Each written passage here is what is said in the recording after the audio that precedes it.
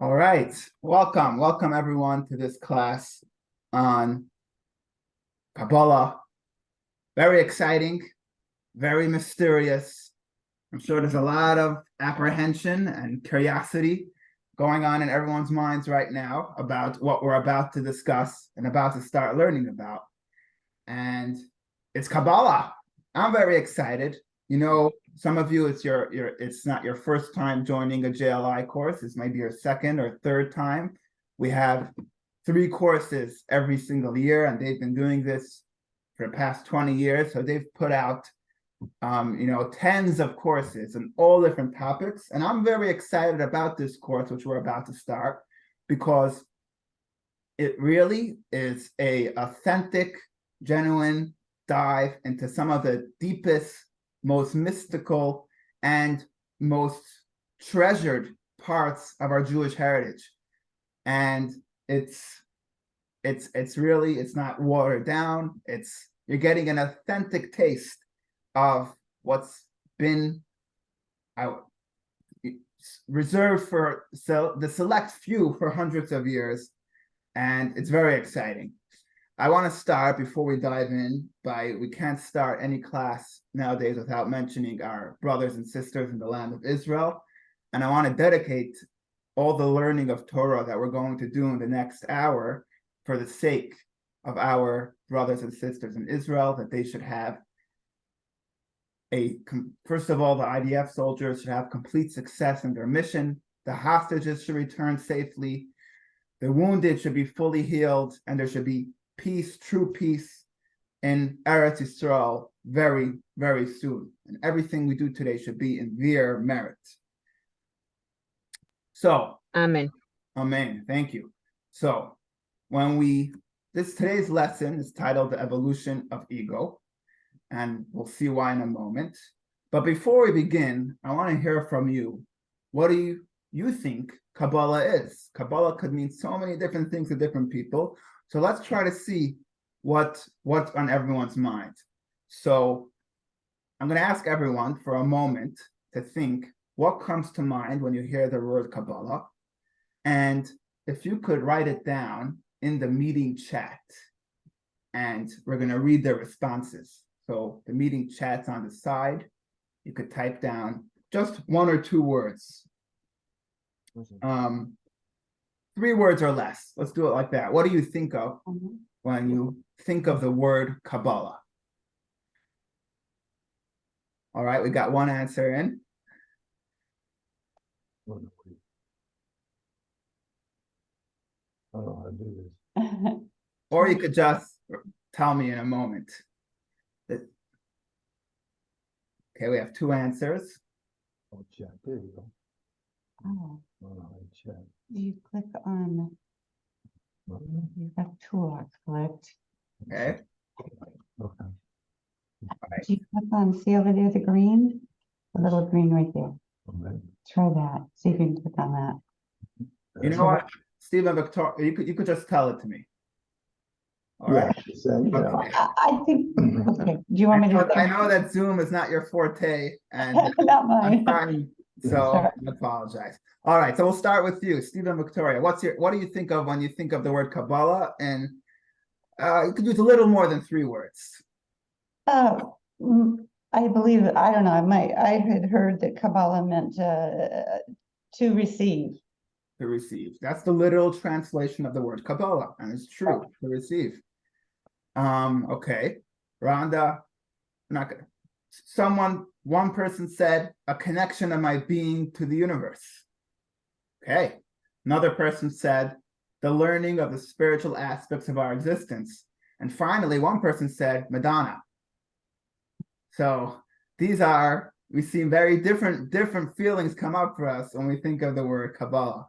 And of course, they all have their truth. And of course, Kabbalah is the learning of the spiritual aspects of our existence. And in a way, it's a connection of my being to the universe. And there's several celebrities that learn Kabbalah, or whatever they think is Kabbalah. And there is several, and Kabbalah does literally mean to receive. we're going to try to answer these questions today. So the driving questions of today's lesson will be, number one, what is Kabbalah?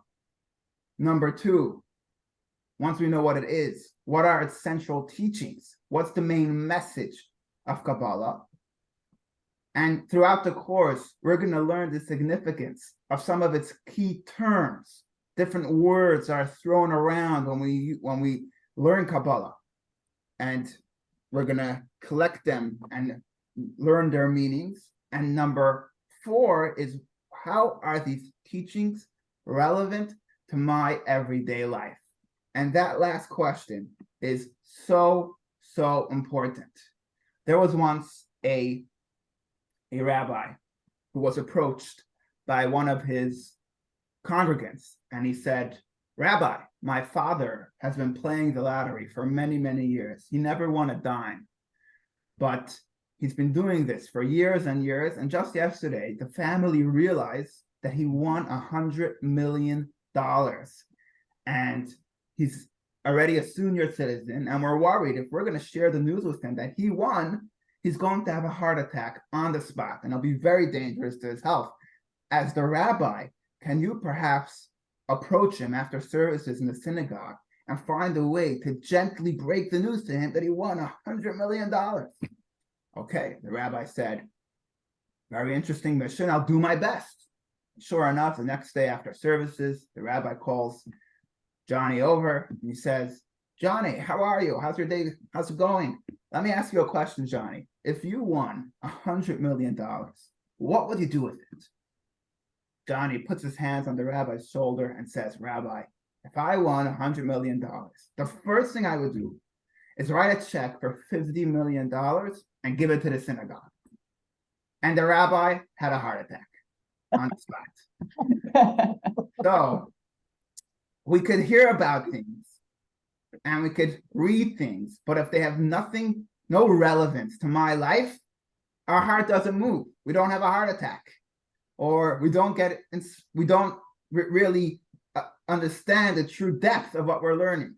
But when we find a way to connect what we're learning that's relevant and it could affect our lives, that we should become better, more refined, more spiritual by what we're learning, then we can truly first understand what we're learning and we could gain from what we're learning. So the goal is not just spiritual enlightenment, but rather to empower growth.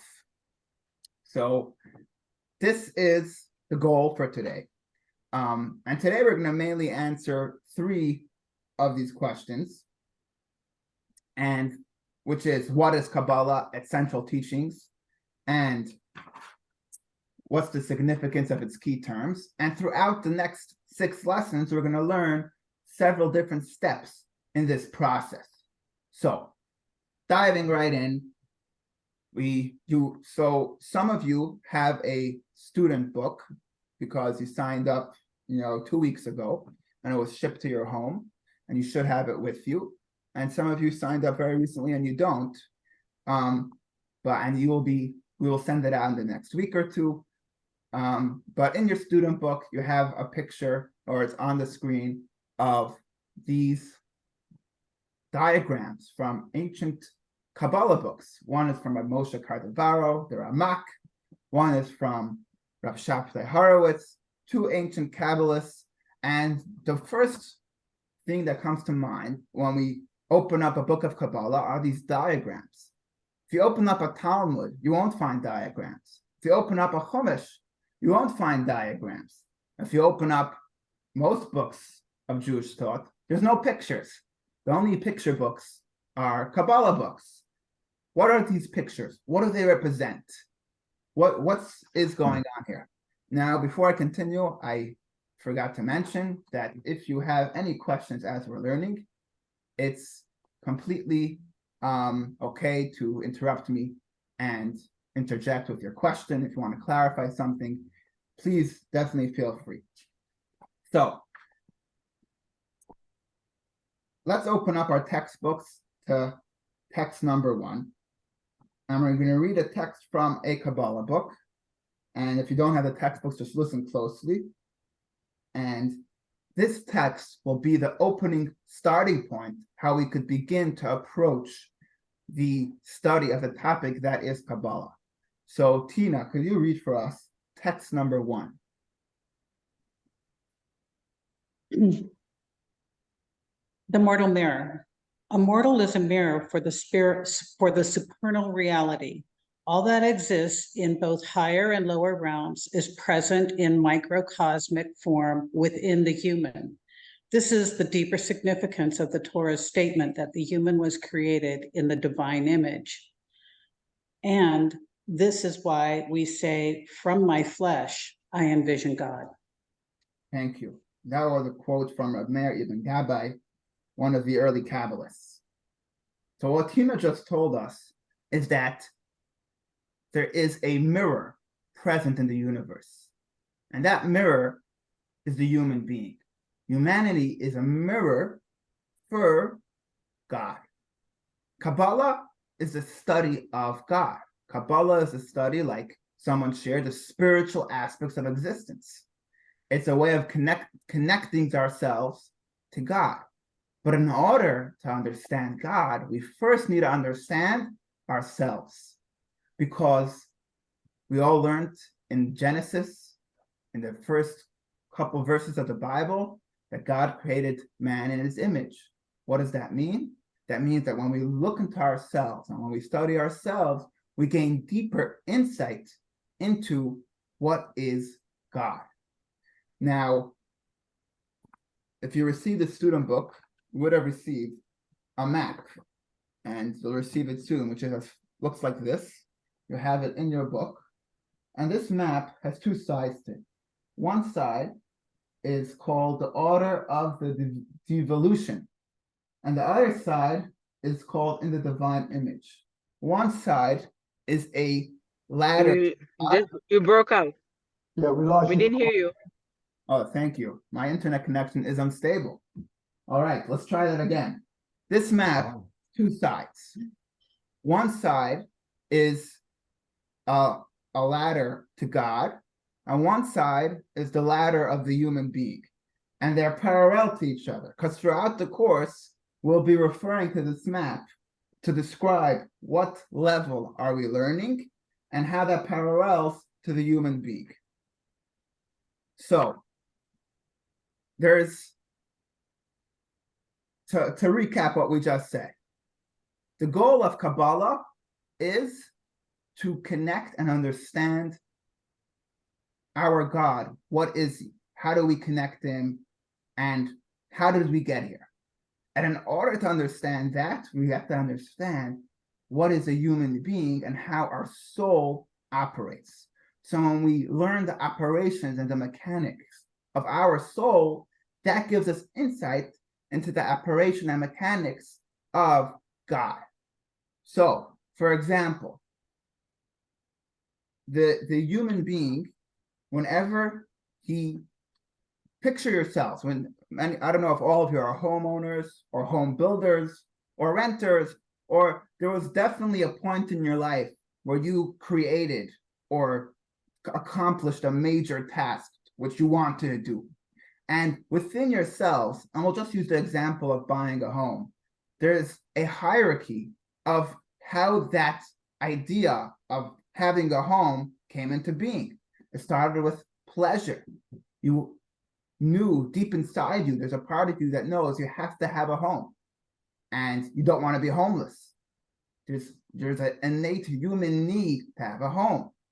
That pleasure translated into a desire. You desire to have a home. That translated into an intellectual endeavor how to find a home. So it went from pleasure to desire to your brain. That translated into your emotions.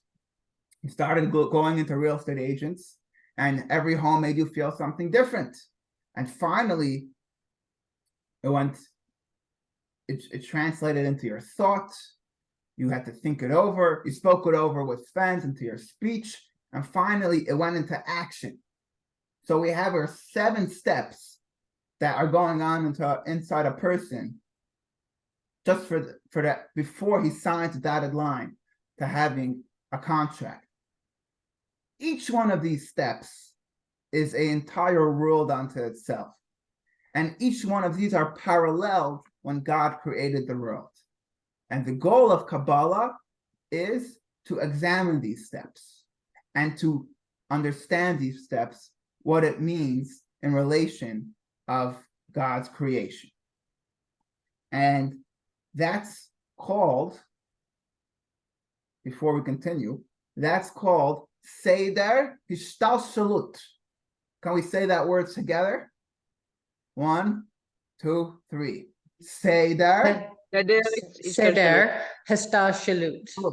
Sounds very Kabbalistic. Seder. And it's a Hebrew term, and it means the order of devolution.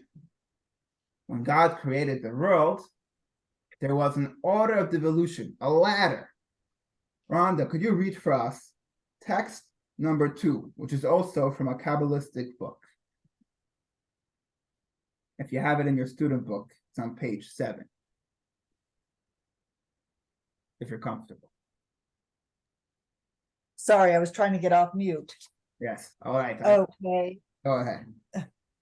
divine ladder. God fashioned a ladder planted on the earth whose top reaches into the heavens. This ladder's rungs serve as channels through which the flow of divine energy can devolve degree after degree in a constant pattern of progressive coarsening until the flow can be received at the lowest extreme of existence. Thank you, Rhonda. What did you just tell us? In other words, that when God created the earth, it didn't just become a voila, the earth exists. Rather, there was a process. The process inside us to make a home. No one buys a home in one day, right? Unless you need help or you're very rich. But you don't just walk into someone's driveway and says, I like that home, let's go buy it today. You need time. There's a process. There was a process in creating the world. And that process is called the order of devolution.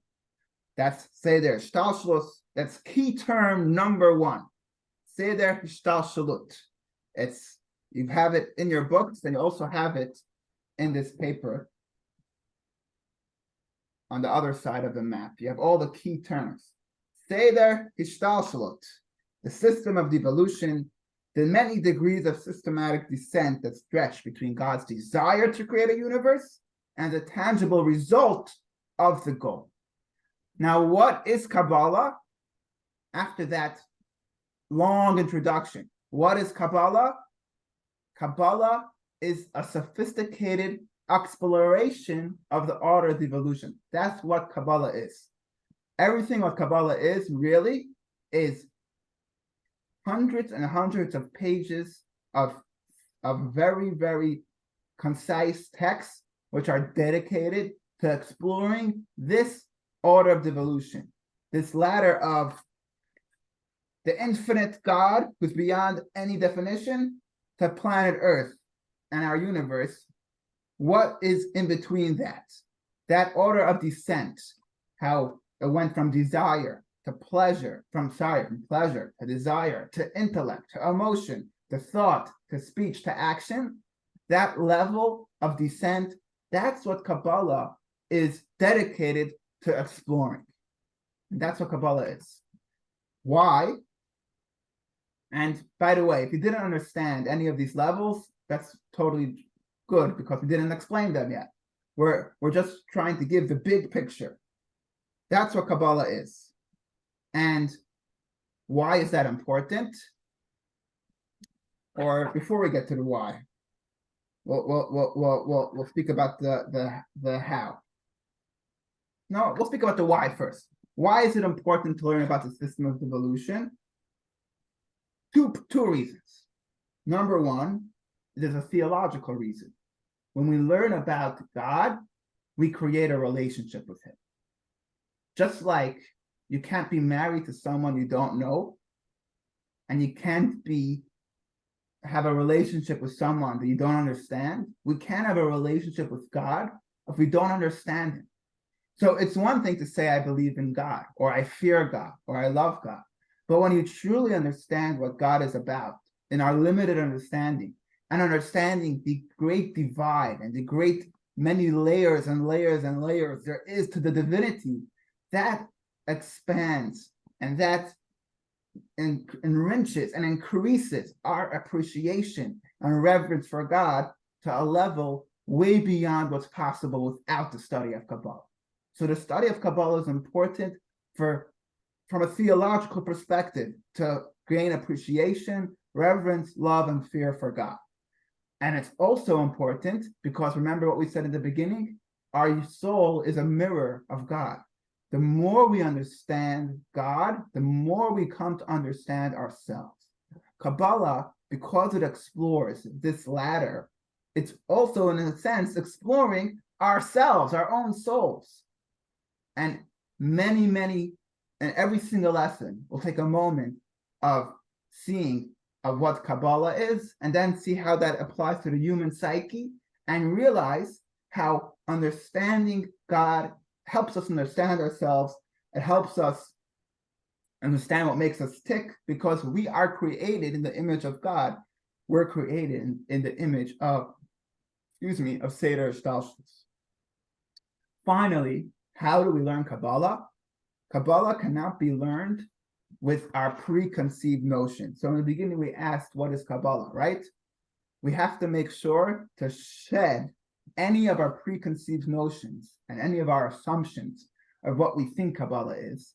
We can't judge a book by its cover, and Kabbalah has so much reputation, and different people think Kabbalah is magic, it's energies, and has so much different reputations out there. We want to make sure we're approaching this with a clean slate of mind, with a fresh and open perspective.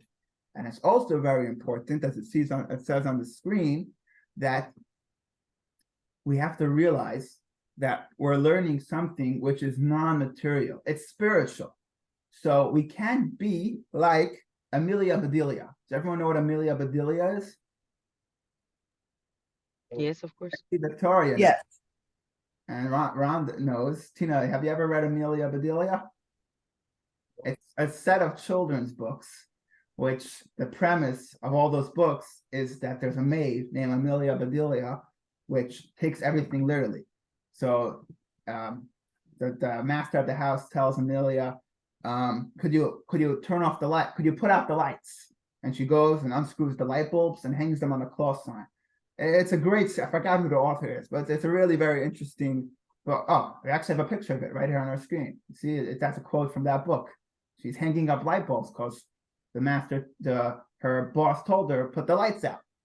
We can't be, so my kids love it.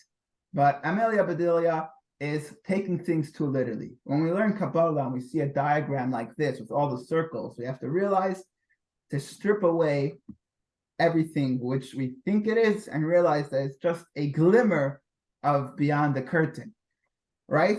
And just to give an example, if I were to tell you that there's two people, there's a boss and a secretary, and the boss is higher than a secretary, how would you translate that sentence, that the boss is higher than the secretary? Victoria, how would you translate that? How do we translate that the boss is higher than the secretary? And higher in what sense? Like more of the decision maker. more of the decision maker. Very good. Well, you didn't translate higher as like being on a second floor and the secretary's in the first floor. You notice that, right? Right. Because in that sentence, higher means he has a more elevated position. He's more of a decision maker, right? So the same idea is when we're learning, and we're going to say that this world is higher than the next world, or this level is higher than that level. We don't mean in space. We don't mean in time. We mean in Spiritual. spirituality, and thank you, Liat, and value. And it's very important to keep that in mind, and it's very hard, by the way, because we're human beings and we're so accustomed to being physical. It's hard to remember that everything's spiritual, and it's a discipline, and that's why for many years Kabbalah was kept secret and kept away. We're not going to go into this in detail right now because I'm sure many of you know that Kabbalah is not supposed to, maybe not, you may have heard different traditions that Kabbalah is not supposed to be learned unless you're a spiritual, righteous person. And that's, of course, there's truth to that. But in short, in today's the reason for that was because they fear that people might become to mistranslate what we're learning. But in today's generations, all the rabbis and all the Jewish spiritual leaders agree that we're allowed to learn, and we have to learn because we need to have increased appreciation of ourselves and of God. And this is also, okay. Why is the study important? So we spoke about to learn about God and his ways, and this background information can help us make better choices by understanding ourselves. And one more point, which I didn't mention, is that when we know about Seder Shtalshalut, we can actually affect what happens above. With us down here can have an effect on God up there. That's the most powerful point, perhaps, and we're going to explain that at the end. All right, before we continue, does anyone have any questions? I have a short question, hopefully. When you say Kabbalah is not to be learned within, I would assume maybe it's to be absorbed into your total action.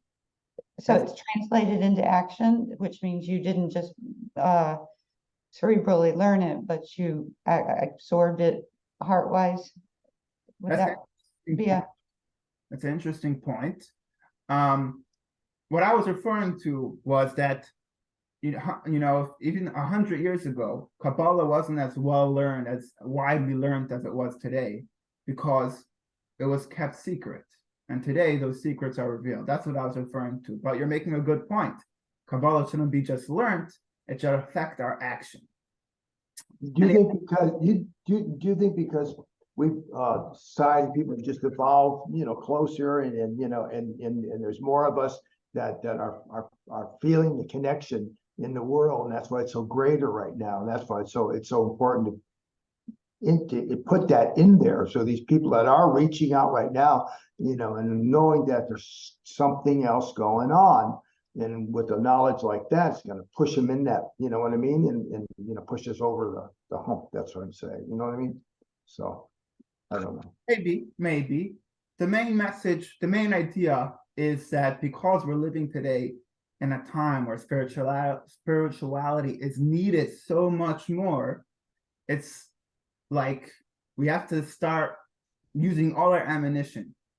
We have to start using all our weapons to make the world a better place. That was the main idea. And that started already from the Arizal, the author of contemporary Kabbalah. Well, do you also think that Satan is really coming at us, much more than ever before, and that's that's another reason. I mean, we are being really tested, I think. Interesting. So, interesting point. Let's move on. Does anyone else have any other questions before we continue? Well, yeah, my wife's telling me to shut up every time. This is always going on. Once I start, shut up. Rabbi, can I comment on what he said? Sure, go ahead, Leah. You said that Satan is coming more to us. If I understood, is that what he said? Yes. Okay. I think that if we're referring to what we're learning right now, the Satan part, which honestly I don't believe that actually exists. It's just a lower form of energy and understanding of spirituality. Is those people maybe that literally translate the words of whatever religion they're practicing, okay, into whatever it said. So if in that religion or whatever or place or read whatever they read, it says you need to do this and this and this, or all this or that, that's what they act upon. They don't understand that maybe in a spiritual realm, it actually means that they are maybe more advanced or stuff like that. I don't believe in Satan, I'm sorry. Well, I don't mean Satan. I mean the negative force. Okay. I mean, you know, let's face it. You walk in, step on your bed, you hit your knee on the bedpost or something like this. There's always these things coming at us in life. Okay. You know, and you know, so what causes all that? Okay. So it has to be, you know, the negative force or whatever you want to call it. You know what I mean? That causes the situations that we're in. Of course, I mean, then we learn from these. Please, what? And you are correct. Stop And you're it. correct because it depends on how are you. You go. Pardon? Where you at? It depends on where you at. There's like the lower forms of energy, or people that can the outer circles, let's say, like the Kabbalah basically looks at, and there's one that are closer to being the boss. So you understand the level of your work in this world differently from the position that you are in. So these are all good points, and the truth is, it's a whole discussion for itself, and it might come up in the next couple lessons. Liat does have a point that in Judaism, we don't believe in Satan. It's a Christian concept. It's not a Jewish concept. So that's a very good point that Liat is making. On the other hand, there is a truth that there's darkness. Whatever that darkness is, and we'll get to it, the negative force, it's definitely something which we need to overpower. Let's leave it at that. And let's move on to what we're going to learn about today. Okay, so if you look on your map, or if you don't have the map, if you look on the screen, you'll see that we have the bottom of the map starts with the 3 worlds. The 3 worlds are known as Bria, Yetzira, Asiya, and the physical Asiya. I just threw a whole bunch of Hebrew words at you, but I will translate. The bottom circle, all the way on the bottom, which looks like planet Earth, represents planet Earth. And then on top of that, there's 3 parallel worlds. The bottom one is called Asiya. The world on top of that is called Yetzira, and the world on top of that is called Bria. So physical Asiya is planet Earth. It's where we are right now. And closest to us are these 3 levels. It's all the way in the bottom of your map. And that's what we're going to start to focus today's lesson on, exploring these 3 ideas. All right. So text number 4 is from the Zohar, which tells us that God created Bria, God created Yetzira, God created Asiya. That's it says in the Zohar, that these 3 worlds exist. What's the translation? The translation of these 3 terms. So I know we have some Hebrew speakers here, but for those of us that don't speak Hebrew, bara means created, yatsar means fashioned, and made means asa. So again, 3 worlds. Bria, from the Hebrew word bara, which means created. Yetzira, from the Hebrew word yatsar, which means fashioned. And asiya, from the Hebrew word asa, which means made. 3 worlds, 3 names. These are the 3 ideas that we're going to discuss today. So far, so good? All right.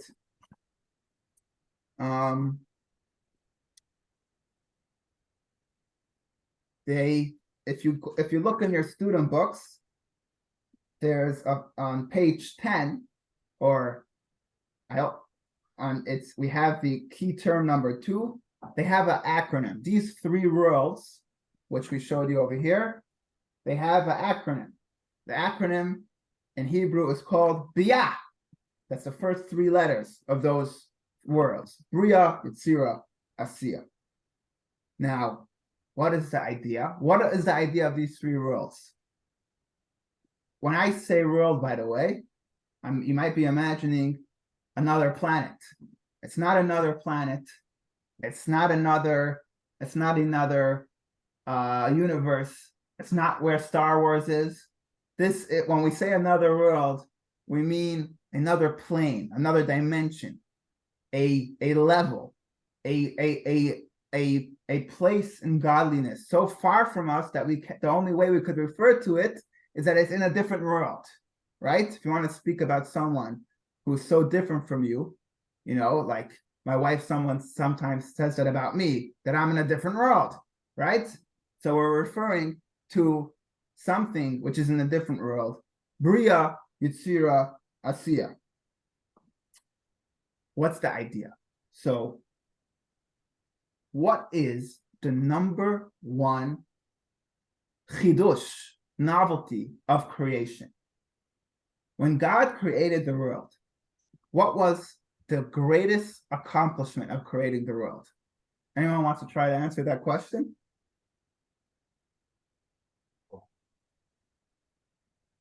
Say that again, please. When God created the world, what was the greatest accomplishment? What happened that didn't exist before? Light. Light. Okay.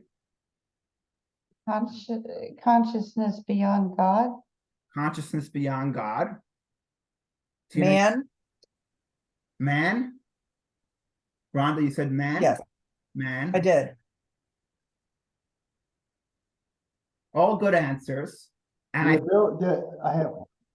The ability to realize that we are God. the ability to realize that we are God. Okay. It could all really be summed up in one word, which is in Hebrew, yeshut. It's in your student books, key term number 3. It means existence. Before God created the world, there was nothing other than God. God is one, and there was absolutely nothing else. After God created the world, we have this idea that something else exists. There is an existence outside of God. And that is, as Rhonda said, man, as Victoria said, consciousness of God. If there's only God, there can't be a being that's conscious of God. We have this idea of light, which is outside God. God created light outside him. All of these ideas really mean that God created something outside himself, which is tremendous. It's something which is could you imagine, from absolute infinity to becoming a existence which is outside God? It's I don't have the right words to express how tremendous that is. And to create that, it took time. It took a process. So just like a human being started off as an embryo, which really has no form, and then it became a fetus, which has a little bit more of a form, and finally reached a full physical maturity that was born into this world. So too, when God created our world, there were 3 stages. First, he created a world which was Bria. And that stage, the nature of that stage is that it was God created a form of life, an embryo, which is outside him. It's not an embryo, but he created the idea that something could exist outside him. Then it became fashioned a little bit more. There's a form to this entity. And finally, he made it. It was completed. In Hebrew, asiya, the word made, is not just about that it's like it was done, it was finished. Those are the 3 stages of creation. So you have this in your student book, figure number 4 on page 11. Bria is created. It's the appearance of an entity, the creation of something from nothing. It's also going to be on the screen. The first existence that in its perception is outside of God. Yetzira is that it was given shape, it was fashioned, it becomes developed, it becomes defined. And finally, Asa, it was completed. There is a complete independence and self-awareness. those are the three worlds of Bria, Yetzira, Asiya. And that's why these are three worlds outside of God. And what creates a difference within them? Why is Asiya a complete independent existence? And Bria is just the embryo stage, and Yetzira is a fetus stage. So the example given is like three teenagers. We have Sarah, Rachel, and Rebecca. And they're all in different stages of their development. Sarah is completely intertwined with her parents. She has no independent existence. Sarah is like a baby. She may be a teenager, but she's like a baby. She doesn't think for herself. She doesn't have an independent identity. Her identity is her parents. Rachel is completely outside her parents. Rachel, her parents are not part of her brain at all. She's independent. She's a real teenager. She's rebellious. She has her own sets of ideas. She has her own sets of beliefs. She doesn't identify with whatever her parents identify with. And Rebecca is in between. She's beginning to discover herself. Does these resonate with you, these three examples of teenagers? Yes.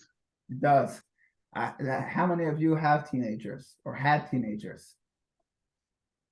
I have two of them and the third one coming up to a teenager. All right, so you may have all three stages very soon.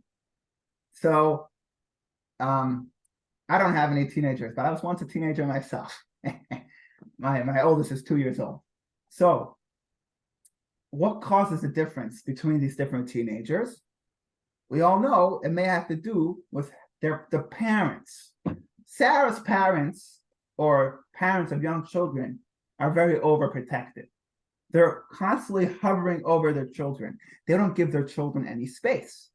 So the child has no room to develop their own identity. Rachel is very independent from her parents. Her parents sent her away to a boarding school where she's in college. She's not around her parents, and therefore she has space to discover herself and explore herself and become completely independent. And Rebecca is in between. She's by her parents half the day. She goes up to friends a lot, and she's beginning to discover herself. So the proximity and the connection of parents to their children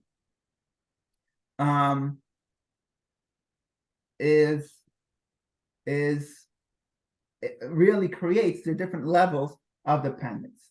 And the same idea is within the three worlds. Sarah is, now here's another example where in the physical world, it could be one way, but in the spiritual world, it's the opposite. Of course, we all want that our children should be independent. We don't want our children to be like Sarah. They should be like that in the right time, but there should be a time where at the right age, they should be like Rachel. We don't want them to live on our couch. They should move out and get themselves a job and, do something with their lives. But when it comes to our relationship with God, in a way, it's the opposite. We want to be close to God.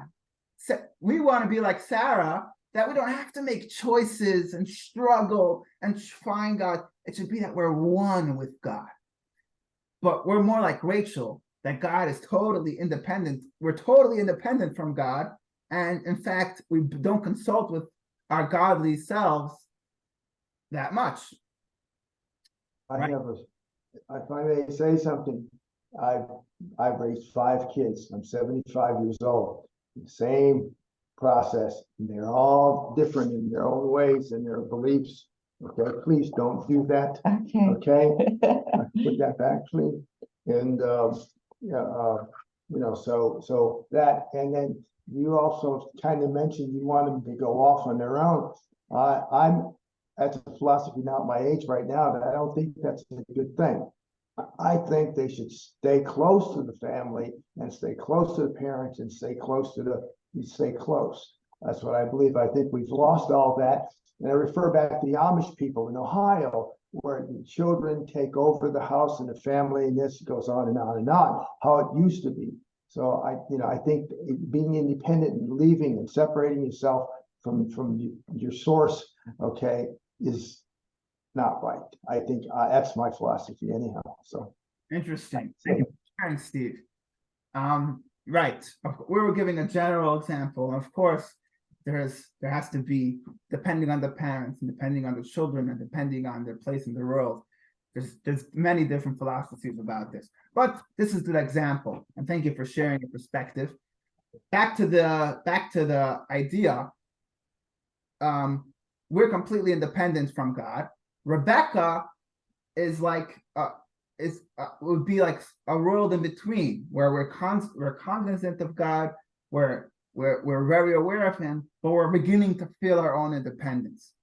What makes the difference between these three worlds, between Bria, Yetzirah, and Asiya? Their proximity to God. The closer they are to God, the more, and I'm going to introduce a new term now. It's on page 13 in your student book, bitul. Has anyone heard that word before? Bitul? no. Yes. You've heard it before. Bitul. Bitul is a Hebrew word. It's hard to, there's no good English translation for what I'm trying to bring apart right now. But bitul is the idea of suspension of self. That you can have someone who is, I would say separation would be a better way to understand it, maybe. separation. Oh, well, we'll see in this context what bitul means.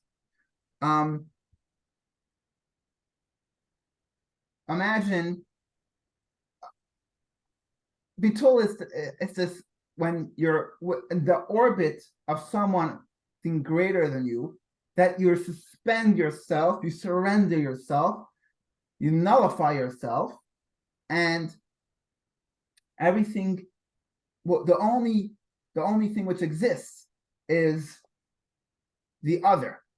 So someone told me an example: the children of a president, right? And we're not going to go into politics, but children of a president are, in a sense, their whole existence is they're the president's children. We don't look at who they are or what they accomplished. When they're around their parents, their father or mother, they are just the president's children. They could be very accomplished in their own life, but they're completely suspended. Their self is suspended when they're in the orbit of their parents. So, or a prince or a princess. So that's bitul is the idea that we're nullified to God. There's an independent existence which doesn't have any of its own capabilities. It has its own capabilities, but it's not all it feels, and all its devotion, dedication, all it feels is it's the higher entity. So like Sarah, who's not independent from her parents at all. Everything, she's just an expression of her parents. So Bria, the first world, the highest world, is close to God, that it's independent existence, but it's completely enveloped with godliness, that even though there's an independent existence, all we see there is godliness.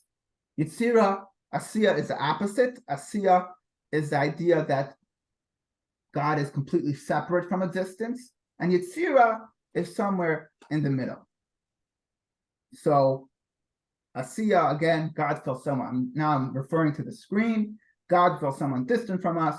Yetzirah is sensing God's presence, and Bria is overwhelmed by God's presence.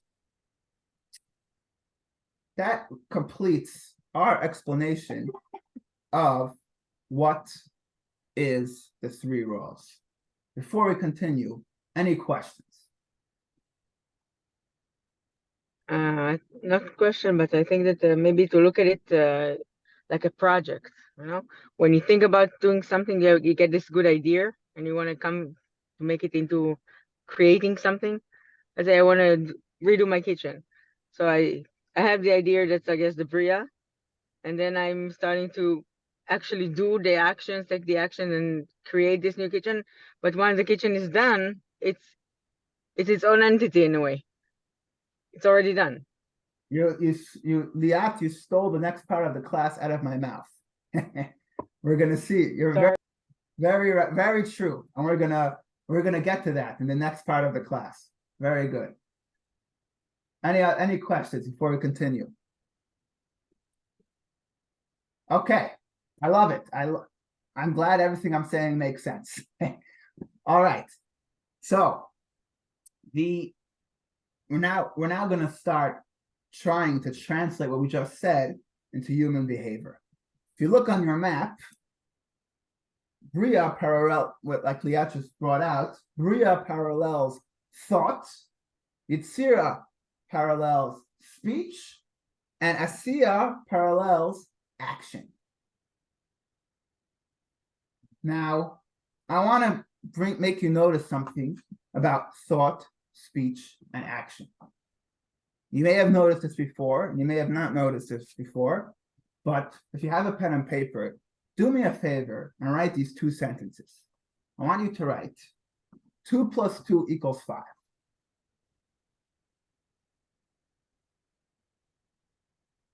You write that? Yes. It's coming out of the pen, it's going onto the paper. Could you write also, I love moldy tofu? Okay.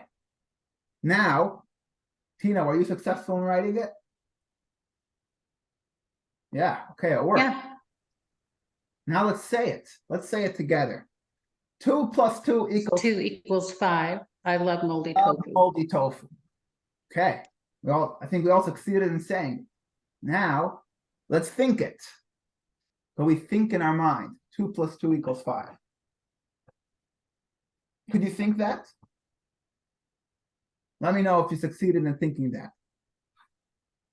No. Not really. Could you think that? Well, could you visualize the words in your mind?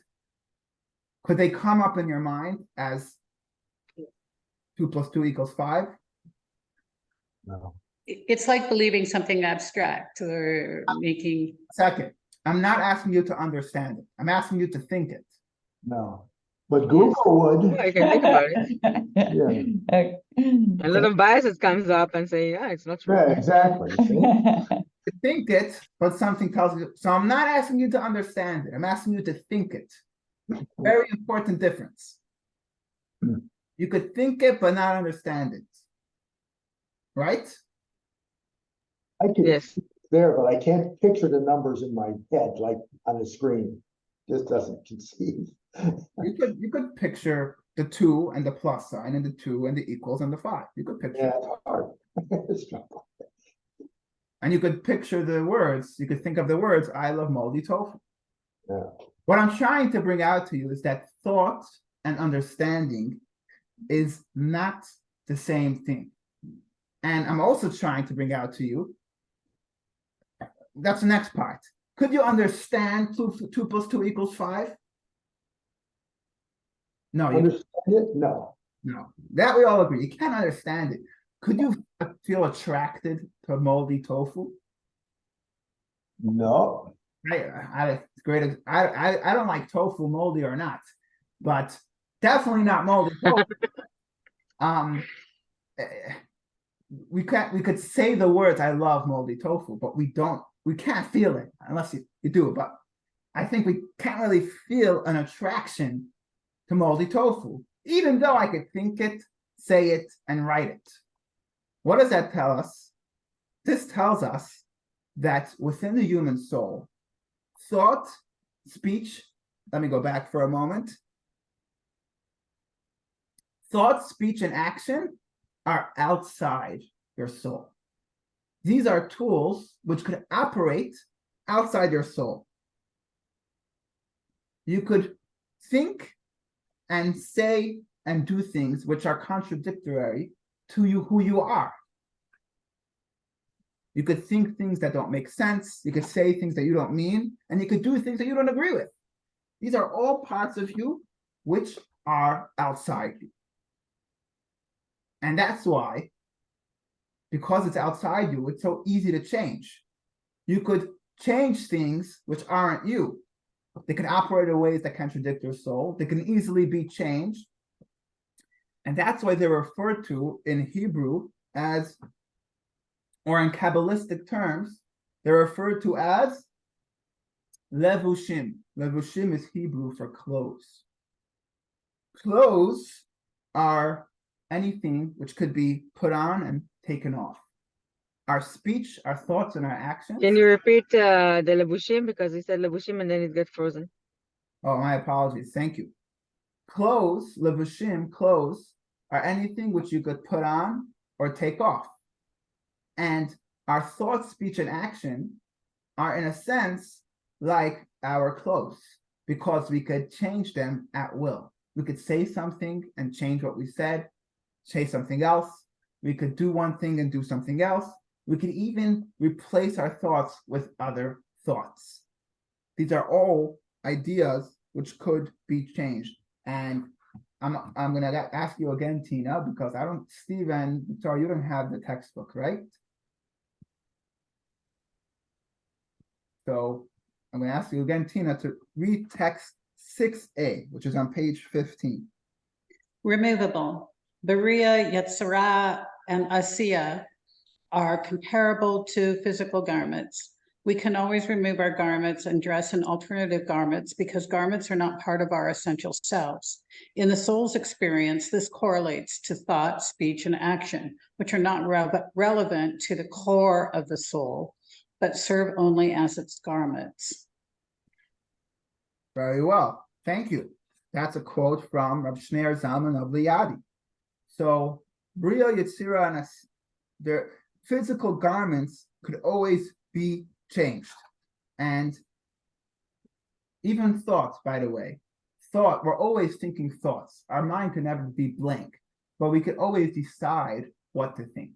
We could change our thoughts. It's hard, it's the hardest.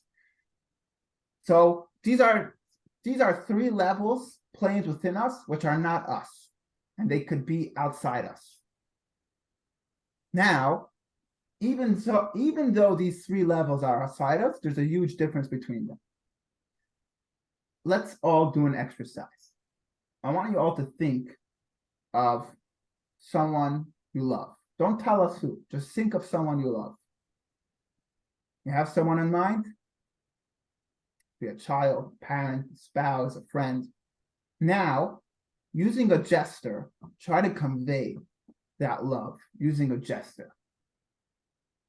Try to come up with a gesture that would convey your love. Right? I'll do this. Okay, I have a gesture right here to convey love. Anyone has any better idea? You could blow. Okay. All right. Now we could say a sentence. Okay, thank you, Victoria. Now we could say a sentence to convey our love for that person. Who wants to volunteer to say a short, without telling us who, a short sentence that would convey your love for that person, your appreciation? Thank you. Thank you. Great sentence. Thank you, Victoria. Rhonda, you want to share something? Understands. Understands. Powerful. Okay. Now, You're the best part of me. best part of you. Okay. Now, I want you to not talk and not use your hands. I want you to think about that person and your love for that person. Take a moment and think about that person.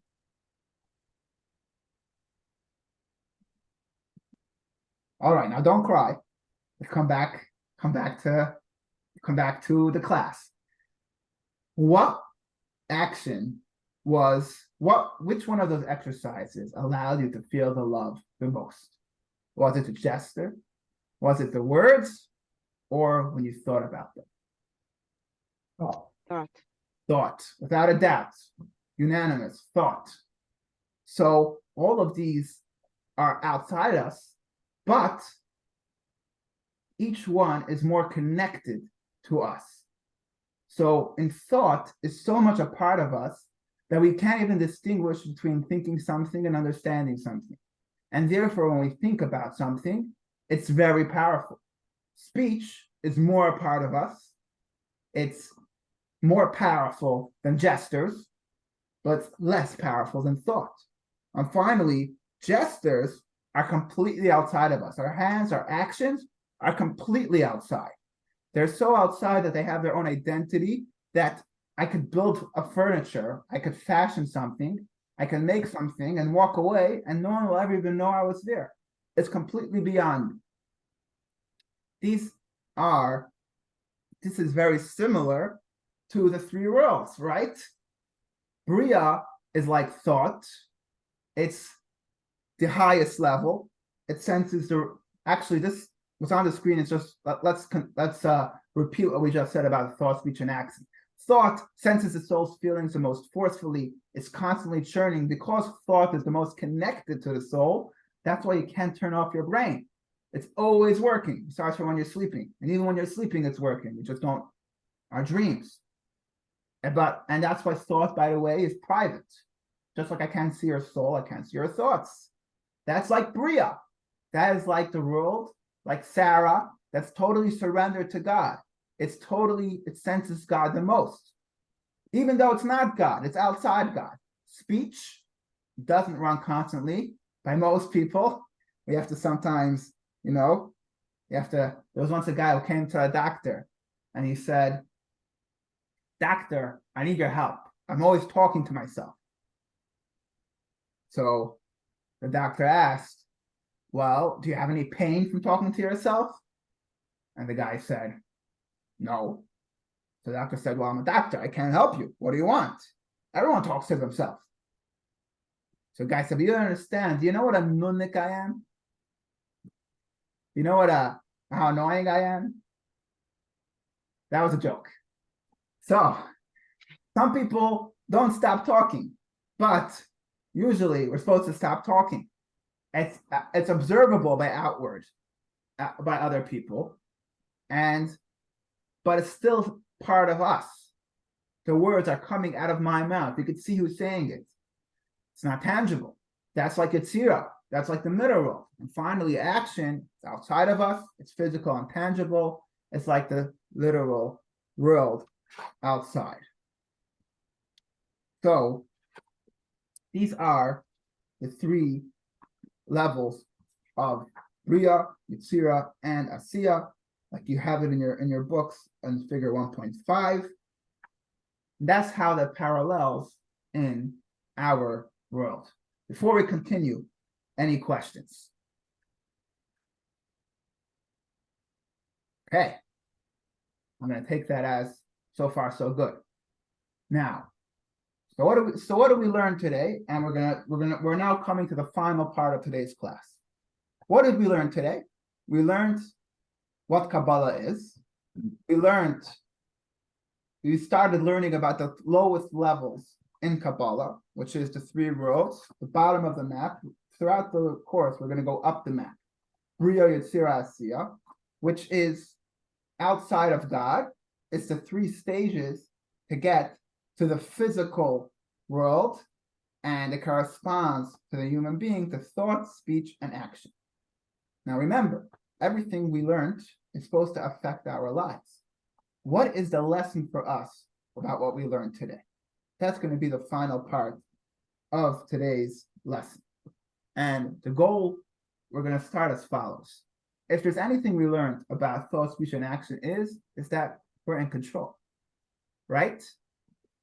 Maybe we can't change ourselves, but we can change our thought, speech, and action. We can change what we're thinking, what we're saying, and what we're doing, even if it's not me. So even if my natural tendency is to be arrogant, I could act modestly. Even if my character is to be cynical, I could speak favorably. Even if my inclination is to be anxious, I could think calming thoughts. If there's one thing which we learn about thought, speech, and action, is that we can control them. Now, before we go to this, let's go back. In your student book, on page 22, there is a list. I know not everyone has the book, so I'm going to read it out loud. And the goal over here, without telling me, just think, I'm going to read a list of character traits and choose one which is a challenge for you and choose one that is not a challenge for you. So we have our anger, arrogance, crassness, cynicism, dishonesty, disloyalty, disorganization, extravagance, fickleness, flakiness, frivolity, greed, insensitivity, intrusiveness, jealousy, laziness, pessimism, pettiness, selfishness, stinginess, and timidity. These are all character traits. Some of them are challenging for us, some of them are not challenging for us. Some of us, it's challenging for us we're cynical, but we're also maybe not selfish. We could be arrogant, but not a pessimist. We could be disloyal, but not lazy. Every one of us have different parts of our lives which challenge us and parts which don't challenge us. Now, just like in Biyah, in the three worlds, we said it's thought, speech, and action, and it's so too our thought, speech, and action are outside us, and we could absolutely control them. I could act even if it's not true to myself. I could speak even if I don't believe it or if it's not my character, and I could think even something which I not inclined to think. And this is brought in Kabbalah or Hasidus. Rhonda, could you read for us text number 7 on page 23 in the student book? Yes. Thought, speech, and action are merely garments to the soul, just as we are able to remove the body's garments, so we can remove the soul's garments of speech and action by refraining from speaking or acting. And just as we can exchange one article of clothing for another, so can we switch our thought, which constantly runs from one subject to another. This is in contrast to the intellect and emotion that, as part of the actual soul, demand much effort to effectively change. Thank you. If we're cynical, it's very hard to become not cynical. It's possible, but it's very hard. If we're arrogant, if we're naturally inclined to be arrogant, it's a challenge to be modest. It's not impossible, but it's very hard. And if we're anxious, it's a challenge to be calm. But, and it's completely understandable that it's very hard to change who you are. And these are just examples. If we're stingy, our inclination is to be stingy. It's very hard to become generous. And if we're evil, not evil, but if we're naturally inclined to do bad things, it may be hard to change who we are. But guess what? God is not asking us to change who we are. We only have to change what we're in control of. What are we in control of? Our thought, our speech, and our action. We could change what we think. We could choose what to say, and we could choose what to do. This idea is brought out in a very interesting story, which I'll read for you. It's in text number 8. This is a book that was written in the 1500s by Rabbi Betzalel Ashkenazi. He was actually the teacher of the Arizal, the most well-known Kabbalist today, that really founded Kabbalah today. So here goes the story. There was once a sage who sent a drawing of his face to a physiognomist. A physiognomist is someone who discerns temperament and character from one's outward appearance. I'm not going to go into if it's a true science or not. I don't even know, short of people today that will charge you a lot of money to study your face and tell you your character. But I'm just saying a story. And this sage sent a drawing of his face to this physiognomist to describe to him his character. When the master saw the drawing, he immediately blocked his face in fright. The messenger who brought the drawing asked him, "Why have you blocked your face from looking at the drawing?" The master replied, "I've never seen the face of such a horrible person. I saw in him cavorting, adultery, and robbery. One shouldn't gaze at the face of such evil." The messenger was obviously terrified of bringing back this reading to the sage. However, the sage sent word that he should return without fear. Upon his return, the sage inquired about what had occurred. The messenger conveyed everything they had heard, including, "That's why I was afraid to return to you." The sage replied, "Surely this physiologist outshines all others. Everything he said about me is true. My internal inclination drives me and seduces me to commit all of the wrongdoing that the master saw. Yet I use my wisdom to refrain from acting on it." What an interesting story.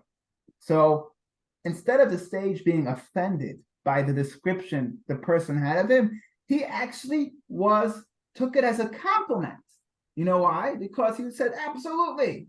If I wasn't in control of myself, I would be a murderer. I would be a terrible person. But guess what? I have the ability to control my thought, speech, and action. And that is very valuable. It's even more valuable than the person who's naturally inclined to be a good guy because he's not working. But someone who has the ability to control his thought, speech, and action and controls it, that is very, very precious. This is so important that it's actually hinted in the Hebrew words for a human being. The word Adam is Hebrew for human. The A in English, that would be correspond to A. That represents the word alefcha, which means thought in Hebrew. Alefcha is ancient biblical Hebrew for teaching, thought. The Dalet, the D, that's dibur, speech. And the Mem is machshava, thought. Or sorry, my bad. Maisa, action in Hebrew. That's one lesson, very important lesson that we take from Biyah. Another lesson is how to implement decisions. It's always important to know that these are the 3 stages, like Liat shared earlier, in every project. Think about it, to talk about it with people, and then we have to actually implement it. There's many different people who are skilled in one of these 3, but perhaps not in all 3. So you have to think, strategize, and plan, consult, and actually implement it. And I'll give you an example from a Hasidic story. There was once a very famous Chassid. You know what a Chassid means? Does everyone know what a Chassid means? All right. Chassid is Hasid. It means a Hasidic person. The Hasidim were Jews that followed the Hasidic way, which was based on Kabbalah. So there was once a Chassid, a Jewish Hasidic sage named Shmuel Munkes, who was a great student of Rabbi Shner Zalman of Liadi, the first Chabad Rebbe. And one time, his wife asked him, "Could you please go to the supermarket and buy a bottle of milk, a jug of milk?" So Rabbi Shmuel Munkes was a very, very holy and spiritual man, and he listened to his wife. So he got up from his studies, walked out to the supermarket, and to buy the bottle of milk. As he's walking to the supermarket, he comes across a wagon. In the wagon is a group of his fellow students and fellow sages, and they say, "Hey, Rabbi Shmuel, we're going to the Rebbe. We're going to our master. We're going to learn some more Torah." And Rabbi Shmuel got so excited. They're going to learn some more Torah. I got to go join them. So he jumps on the wagon and they drive off to Liadi, where the teacher lived, and they stayed there for a few weeks, learning and getting spiritual ecstasy in learning and studying and delving into the deep mysteries of the Torah. 3 weeks later, Rav Shmuel wakes up and says, 1 second, my wife sent me to the supermarket to buy milk. Oy vey! He jumps on a wagon, travels back to his hometown, runs to the supermarket, buys a bottle of milk, runs home, and as he's running up the steps, he drops the bottle, and the bottle cracks. His wife is sitting in the kitchen looking at him, a shocked expression on her face. And he looks at his wife and he says, "Oi, you see? Haste makes waste." So here's a person who was so much in the world of thought that it didn't translate into action. He was all in the world of thought. He was supposed to get a bottle of milk, but he got distracted and he ran off for 3 weeks to learn Torah. So that's not, it's good. It's a very nice story, but we have to remember that we have to make sure to utilize all three. When we have the need for all three, thinking must be translated into action, and our actions have to be preceded by proper consideration and consultation. You have an exercise in your student post, you can rate yourself. How much are you doing in each of these 3 stages? And make sure that just like God created 3 worlds before he created our world, and everything we do, we have the right balance of all of those 3 steps. That's expressed in text number 9, which we're going to have to skip out for now. And the same, in other words, what we're saying is that if you're not so good at thinking, you need more of Bria in your life. If you're not so good at consulting with others, you need more of Yetzirah, the middle world in your life. If you're not so good at implantation, you need more of Asiya in your life. Now, this is universal, but it also connects to 3 different types of mitzvot. There's some mitzvot which are action, like giving charity. Giving charity is all about action. You can have 2 people. One person is very kind. He's so kind. And he sees a homeless person on the street who's hungry. And he says, "Oh, I really feel you. I empathize with you."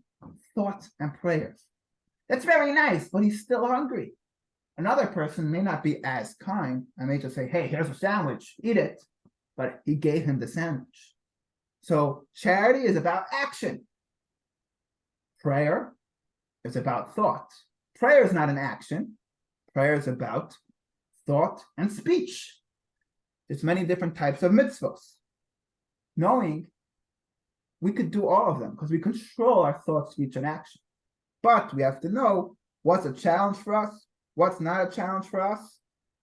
I may love meditating, but I don't like actually doing a ritual. I may love doing, but I don't love actually meditating. Each one of them are part of this world. And to conclude today, there's some mitzvahs which involve all 3. There's an action, a blessing, and an intention. So one of the most common is called Modeh Ani. Tina, can you read for us text number 10?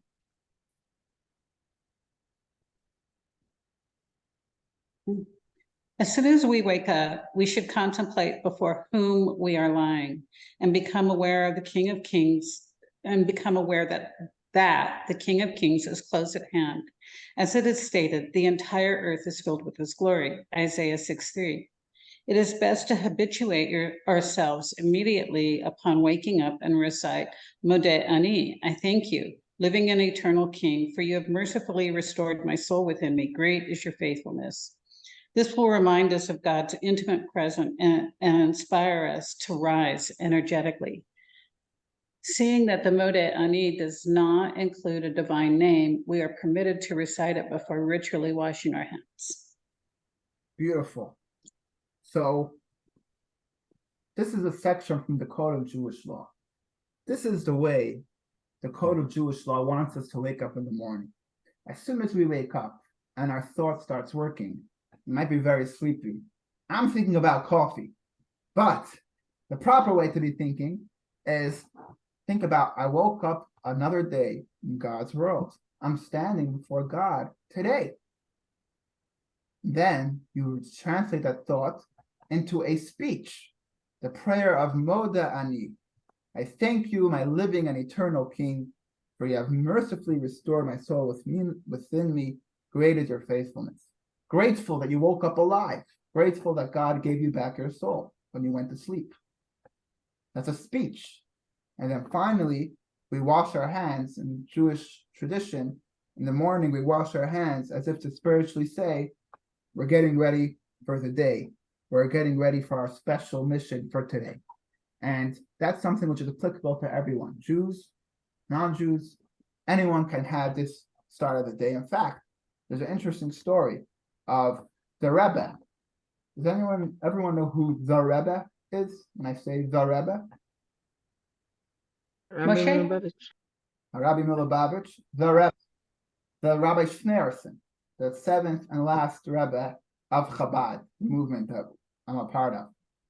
Rabbi Mendel Schneerson, who lived in Brooklyn, New York, and he founded, he didn't found the Chabad movement, but he led it to where it is today.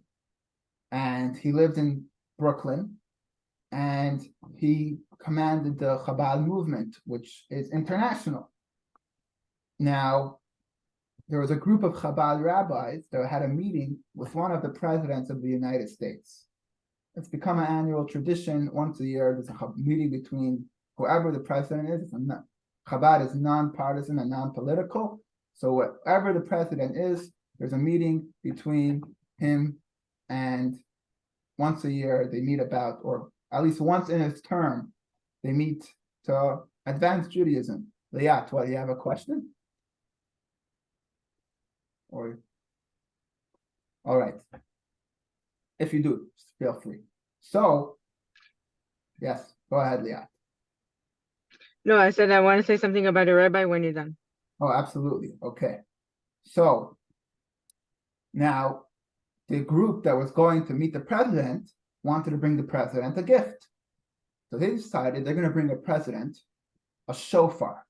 Does everyone know what a shofar is? The horn that you blow, the Jewish horn. They got a shofar and they covered it with silver and they made a nice engraving and they were going to give the president a shofar. And before they set out, they went to the Rebbe and they told the Rebbe their plans. The Rebbe said, I have one question. What's he going to do with the shofar? He's going to put it on his shelf and just leave it there. That's not a meaningful gift. The Rebbe said, buy the president a prayer book because the president's not Jewish, but he should know about prayers. And buy him the prayer book and show him this prayer, which we just discussed, the prayer of Moda Ani. It's a short, simple prayer that everyone could say, and it's universal to every single human being to thank and be grateful to God for restoring my soul. And it's the best way to start the day. And that's what they did. They bought a beautiful leather-bound prayer book, and they put it in a beautiful wooden box, and that's what they gave, and that's what they continue to give from then on. Liat, what do you want to share? I did not grow up religious, sorry. And I grew up in Israel. And I remember when I was about 12, there was, I don't know how I came to see it even, a thing about the rabbi wanting to meet one of some of the girls. There was a competition or something. And for some reason, I decided I want to go and meet the rabbi. Like, again, I was not aware of who the rabbi is, why, and how I came about to learn about it. But I never ended up meeting the rabbi, for that matter. But before I came to America, the rabbi came to me in my dream, and he told me that he's taking me on the bus, and he was driving with me on the bus, basically kind of blessing me to come here.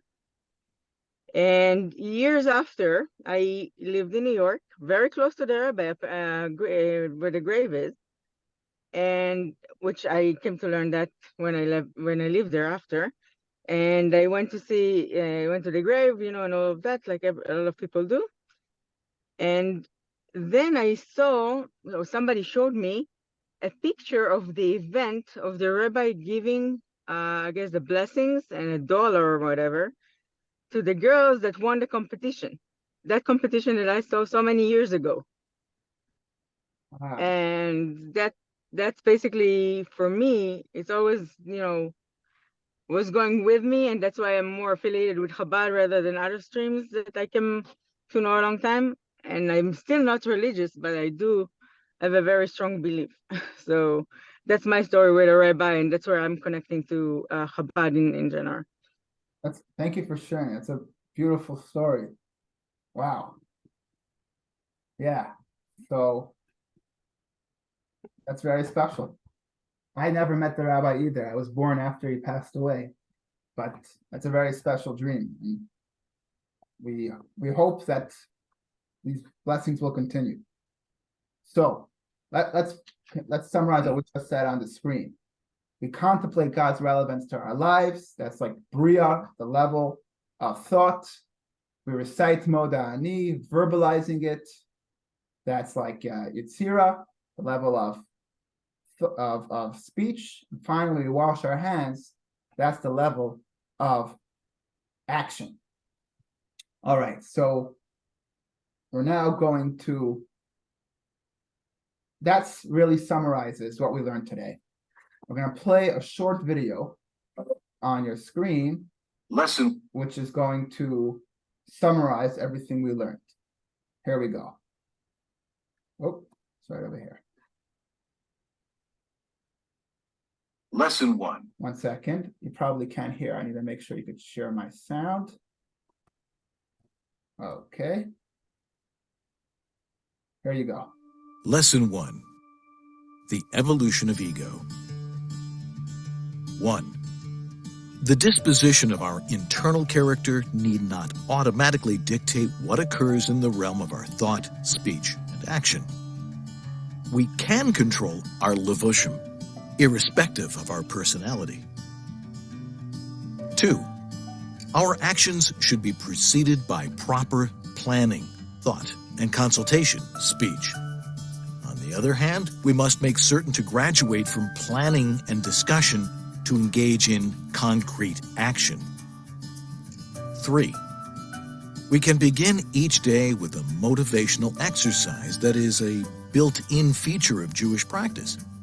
To first think about the Creator, then verbalize our gratitude toward Him, and then act by ritually preparing our hands. This brief early morning tour through Bia sets the appropriate tone for our entire day.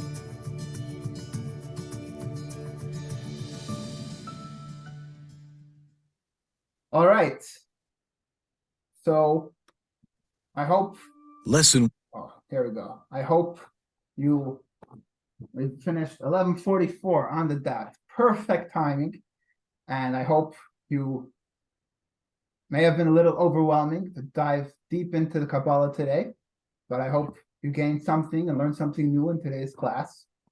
I'm going to be sending an email later today, which will have, first of all, a recording that you could rewatch this class, and also I'll have a link to the JLI website where you could see the PowerPoint again. You could watch videos which expound further upon what we spoke about today, and you could continue your studies. Next week, I hope to see you in person. I will send you a location where we could meet. It won't be at my home. It'll probably be on the Gainesville Square, and I'll send you that location. And let me know if you have any questions. You could email me or call me. Some of you haven't been receiving my emails. I'm not sure why, but look out for an email which will say the location for next week's lesson. There'll also be, I know for those that live very far, there'll also be a Zoom option. So you could still join through Zoom, even if you can't make it in person. So it'll be a hybrid, as we like it to call. Much success. If you have a great day. I'm going to stop the share. I'm going to stop the recording.